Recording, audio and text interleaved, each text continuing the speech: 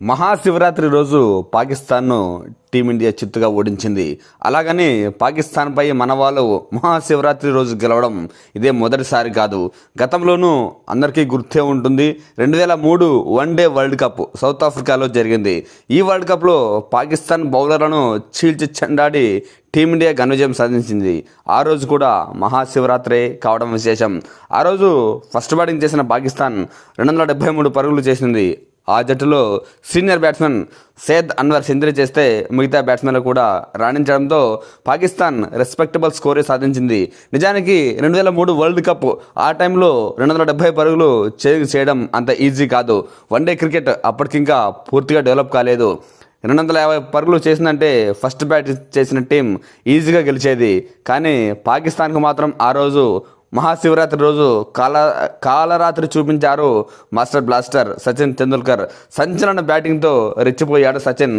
మహాశివరాత్రి రోజు 75 బంతుల్లోనే 98 పరుగులు చేశాడు.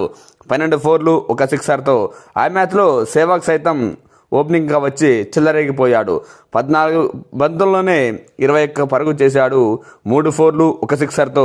మరీ ముఖ్యంగా ఈ మ్యాచ్ అంటే అందరికీ గుర్తొచ్చేది షోయబ్ అఖ్తర్ బౌలింగ్లో Sachin Tendulkar upper cut shot ఆడటం అప్పట్లో పెద్ద సంచలనంగా మారింది. పాకిస్తాన్ ఫాస్ట్ బౌలింగ్ చాలా స్ట్రాంగ్గా ఉండేది. షోయబ్ అఖ్తర్ కాదు, అప్పటికి జూనియర్ ఇంకా. కానీ వసీం అక్రమ్, ఒకర్ యూనిస్ లాంటి క్వాలిటీ ఫాస్ట్ బౌలర్లు ఉండేవాళ్ళు. అయినప్పటికీ టీమిండియాలో సచిన్ తెందుల్కర్ చెలరేగిపోయి మహాశివరాత్రి రోజు అద్భుత విజయాన్ని అందించారు టీమిండియాకు.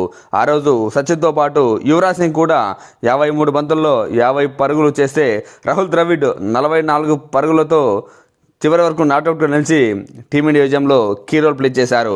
ఇప్పుడు అలాంటి మ్యాచ్ మరోసారి రిపీట్ అయింది. ఎగ్జాక్ట్లీ అదే శివరాత్రి రోజు 2026 వరల్డ్ కప్లో పాకిస్తాన్ను 61 పరుగుల తేడాతో చిత్తు చేసింది భారత్. ఇది ఊహించుకుంటేనే శివరాత్రి రోజు పాకిస్తాన్కు కాలరాత్రి కనబడుతుంది.